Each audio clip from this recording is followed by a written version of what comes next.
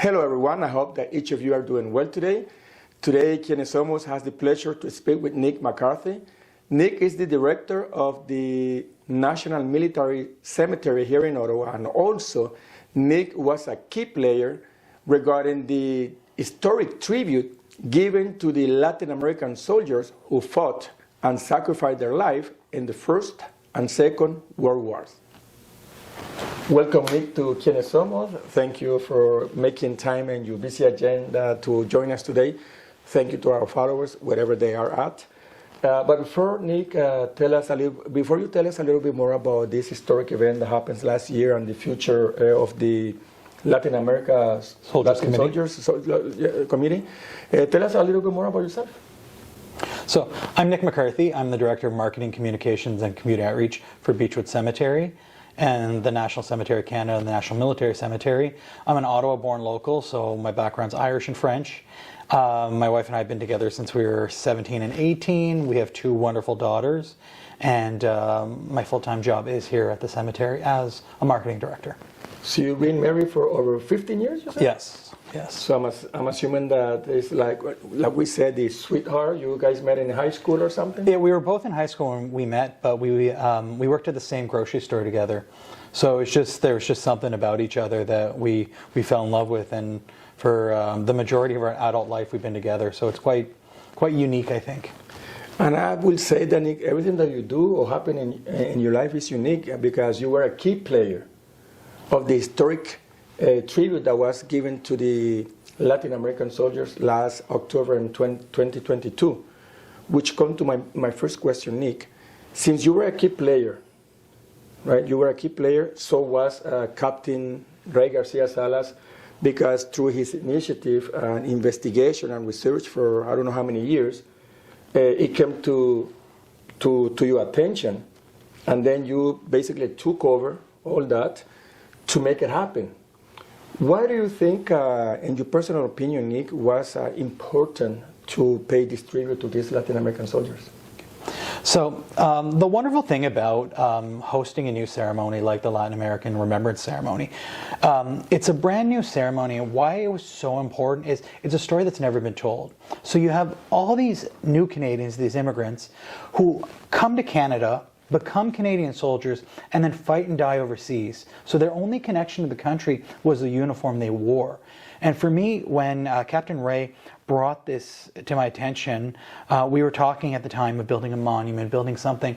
And I think it's important that the community gets to know this, but also the Canadian community, because there's always these people, and these Latin American soldiers represent sort of the best of us, right? People who thought that there was a bigger calling to life, a bigger moment, a bigger, more important thing to take up arms and fight in foreign countries that they weren't part of, foreign countries that they had no connection. They weren't Commonwealth, they weren't Canadian citizens at the time. So I think that's the story that needs to be told. And it's so important that people can see themselves and that representation. So when the community, the Latin American community, and later on the Caribbean community, will be able to see themselves in these ceremonies and understand that they have a role in building Canada. They had a very important role in building our military. So I think from a history perspective, being able to host this event and share this information out is critical. It's a fabric of what makes Canada who we are, and it really validates the Latin American community and their contributions, both culturally, historically, in every aspect of Canadian society, how important they are to the fabric of our country. So as we're moving, as we looked at the ceremony, we looked to connect with different organizations like yourself, which was very important as well.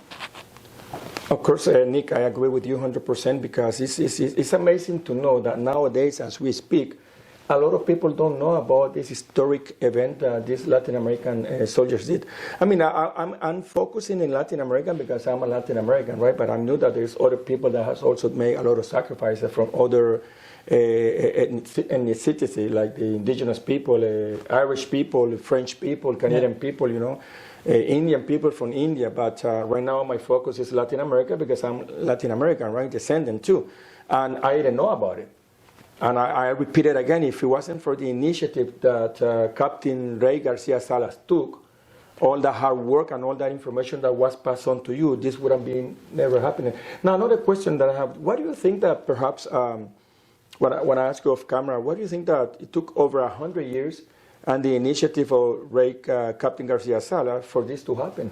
I think it's, nobody really looked into it. I think when you were looking at World War II, World War I, you were looking at full regiments. So a lot of the history is regimental history. So you wouldn't necessarily take a look at a group of people who amalgamated into the Canadian military and became part of different regiments. I think what Captain Ray was able to do was really take all that information, take a look at all the different countries that have contributed to the Canadian military during World War I and World War II, and be able to do it. I also think there's always a sense of erasure. And erasure in history is a concept that talks about not necessarily making people disappear, but bringing them into the fold and not having their own narrative.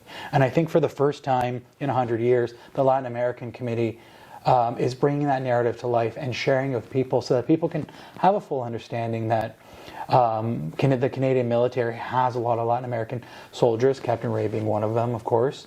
But I think that there's a historic background to this, and that military service is part of the Latin American community, both inside the country they were born in, as well as the country that they came and adopted.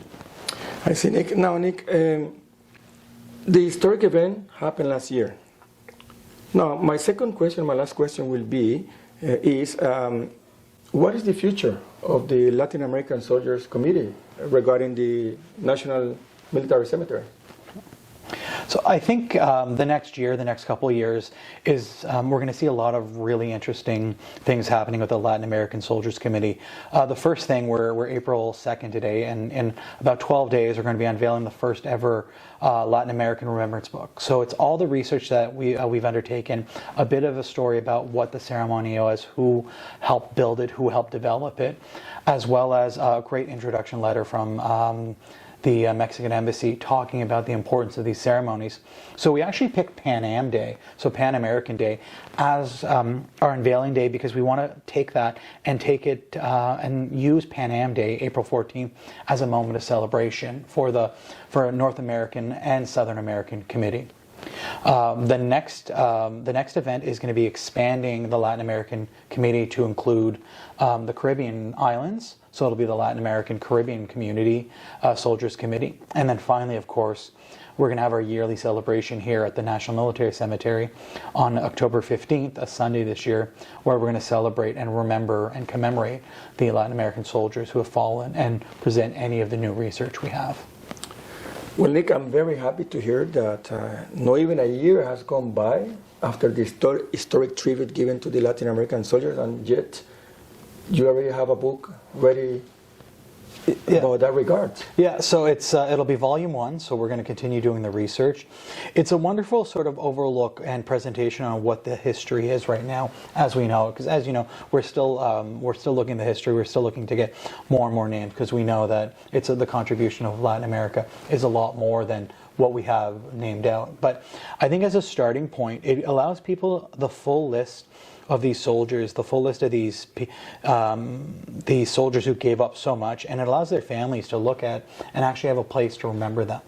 So we know that a lot of these soldiers are buried overseas, so now with this remembrance book, people will be able to look at it and really have a full understanding. Is the book available in like a printed copy or only digitally? So we have printed copies available, and we'll also have digital, so that'll be a lot easier for people to access it, and it'll be available on the Latin American Soldiers Committee website, our Facebook, and our LinkedIn as well as the Beechwood site underneath the event notice.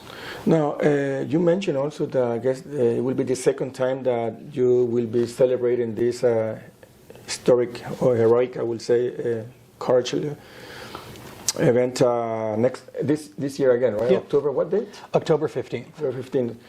Now, with that regards, and before we end the interview, Nick, I always said, even from the beginning, I believe I told you before off camera last year, that, as you said, not many people know, and this is something that people should know. Not only the Latin American people, but any immigrant that comes to Canada, to know that this freedom and this peace that we enjoy is thanks to all these veterans, not only Latin American, but the whole thing that went there and sacrificed their life and lost their life. But it's good to know the fact that Latin American came and helped for that freedom and that peace. And I want people to know that, probably you already know too, that some of these Latin American soldiers pay from their own pocket their money to pay the trip to come to Canada and roll into the Canadian Armed Force and go to fight into the war, First and Second World Wars. It is pretty incredible. It's incredible to know that these people had this desire for freedom, and a desire that was greater than themselves, greater than their families, greater than their national identity, greater than their own safety. They came to a country and went across the sea, to foreign countries that they've never touched before, and fought at that time for king and country. And they never got to benefit. A lot of them never benefited from the benefits of being Canadian. Yeah. They uniform, basic training, 6 weeks go by, they're on a ship. From that ship, they're in England getting ready to go to a war in France, in Netherlands, and providing freedom for other people. So when we're looking at this, and the reason that, again, it's so important for us to share these stories, is that it unites us. We're one people across the world, and to make the world a little bit smaller by being like, hey, we've always been together, we've always been together fighting for something better. And I think, especially in this political realm, I think it's important to celebrate these stories, and we do have them. You're right. We have them in the Indian community, we have them in the Indigenous community, we have them in the Chinese community, and these are all stories that are waiting to be told. Some have been told. Some, unlike us, the Latin American community, it has not been told yet. So here's hoping that within 5 years, you'll be able to pick up a history book in class and learn about the contributions of the Latin American community and how they were a fighting force with Canadians because they were Canadians. Yeah. Now, before we finish up, Nick, one thing that I want to mention is that I love the way you express yourself, that they see themselves even beyond themselves, right? Now that they know, that we know, is there a way, or there will be a chance to have, I don't know, the Prime Minister, the Governor General, knowing the fact what these people did, and knowing the fact that this is so important, a story that hasn't been told, now that probably they already know, a way that perhaps they will come and pay that respect to these people, those high, like the National Defense Minister, the Prime Minister of Canada, Governor General. So our hope is always to get the Prime Minister and the Governor General to attend these events, and we invite them. I think as we're building the history, as we're sharing it, I think it'll be more and more common to see national figures, and last year we were lucky, we had about 17 embassies present. And that's a huge win, and we had about another 10, 15 countries from the Netherlands all the way. So you have European countries that are now paying tribute to these soldiers participating in it as well. So I think we have to let it build naturally, and I think eventually we will have a massive Remembrance Day. And the reason why October 15th is picked, it's right in the middle of Latin American Heritage Month, but it also ensures that we're not taking away from Remembrance Day, because Latin American soldiers were veterans. And we celebrate every veteran on Remembrance Day on November 11th. So having it ready so that we're primed, we're ready, and we're ready for the remembrance period. And then we all join together as one group of citizens, celebrating and honoring and commemorating everything on Remembrance Day. I think that's the key. And I think that's what makes it so special. Well, Nick, all I have left to say is that I want to say thank you again for being a key player to commemorate this tribute to the Latin American soldiers. I invite the people in advance that October 15 is the day to be here with the leadership of Nick. And I want to take time also again to say thank you to Captain Ray Garcia Salas for that initiative to investigate, to research, to make all this. And I'd like to say thank you to you and your team, right? I think without your help sharing this message out to the community, without the help of Quienes somos. My Spanish is terrible. I promise every time I will get better. But without your team, we wouldn't have been able to get the message out to the community. And I think the community's been starting to embrace. The community's been very positive about this research and this story. So I think it's fundamental that you were also involved at the beginning and also involved now and sharing the story. So we cannot say. We cannot express our appreciation without saying it to you guys and the importance of the work that you're doing. Okay. So again, thank you. No, thank you. And what I want to say is thank you for all you do, not only for the Latin American community, but other communities. And all I wish is just blessing and the best for you and your family. Same to you. Thank you again. Thank you for having me.